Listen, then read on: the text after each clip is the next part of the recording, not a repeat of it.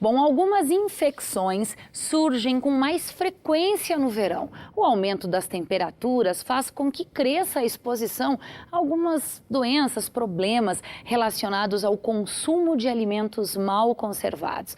Falta de cuidados, muitas vezes, às vezes a fragilidade do nosso organismo acabam sendo os responsáveis por esta infecção. Quem está conosco aqui no estúdio e vai nos dar algumas orientações é a médica Janaína Pilau. Doutora, seja bem-vinda ao PF TV.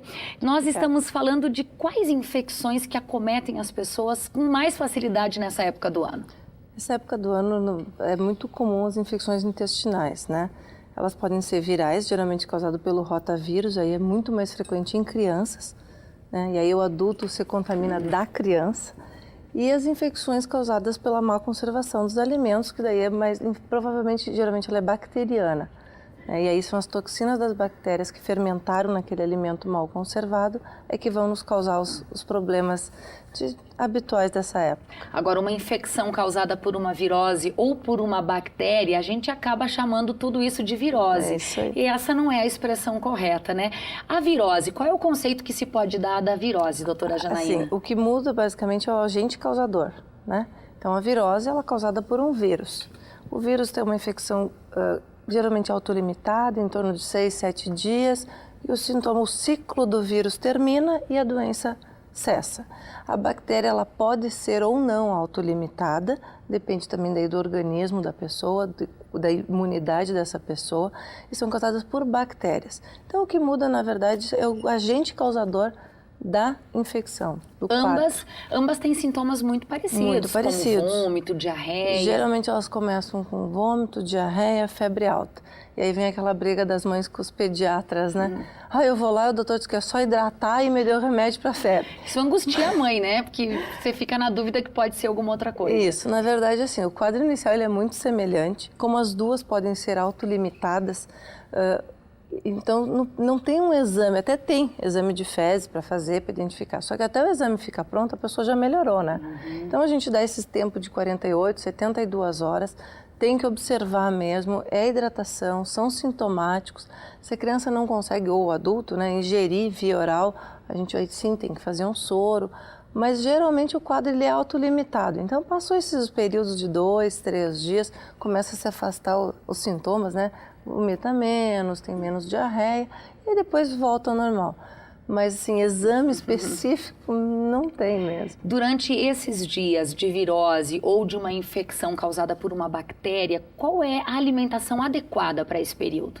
Na verdade, assim, a gente tem que lembrar que o intestino está funcionando além muito mais rápido. Por isso que a diarreia está acontecendo. Ele tem algum agente irritando e aí, então, o que precisa?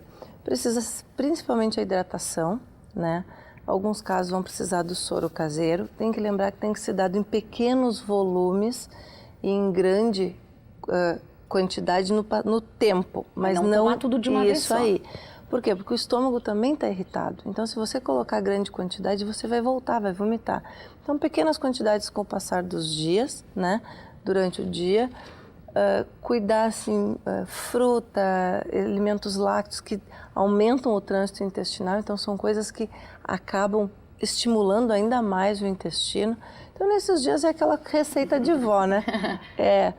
Soro, sopinha, uma sopa com pouco sal, com a batatinha, a canjinha, bolacha, água e sal, com um chazinho.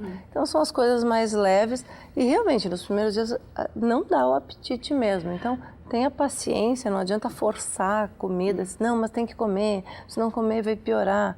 Não consegue, né? Ao ter uma criança com virose em casa, o que os pais precisam fazer para não se contaminarem? É isso. Então, assim, a virose, ela transmite, né, por secreções. Então, por isso que criança na escola pega faz o ciclo, né? Divide a colher, isso o lanche. Aí, o lanche, o copinho, o brinquedo que vai para a boca, depois vai para a boca do outro coleguinha. Então, a regra do lavar as mãos, que vale muito, a gente bateu muito nessa tecla durante a gripe, né? Ela vale, na verdade, para todas as outras infecções. Então, lavar muito bem as mãos, A criança está com todos os utensílios que a criança utilizar devem ser sempre lavados. Os pais, após brincar, manipular a criança, lavar muito bem as mãos para não se contaminar também. Se for uma virose, ou perdão, se for uma infecção causada por uma bactéria que não é virose, aí sim não haverá contaminação. Isso, é mais difícil a contaminação, a não ser que o alimento tenha sido ingerido por mais pessoas da família. Aí o cuidado é saber a origem dos alimentos que está se consumindo, certo, doutora? Isso. Na verdade, assim, essa época, o que acontece? Os alimentos acima de 37 graus, a conservação deles é muito ruim em ar ambiente. Então, tem que ter alguns cuidados básicos. O cozimento deles, eles têm que sempre ser bem cozidos, né? Os especialistas orientam em cima de 74 graus de temperatura para ser o ponto adequado para, digamos, manter esse alimento saudável. Guardar na geladeira, mas a geladeira tem que estar adequada, né? Então a geladeira tem que ter entre 4 e 10 graus de temperatura. Não adianta estar com aquela geladeira abarrotada de coisa onde não circula o ar lá dentro. Então você às vezes encosta um alimento no outro, no meio, ele acaba ficando quente e contamina.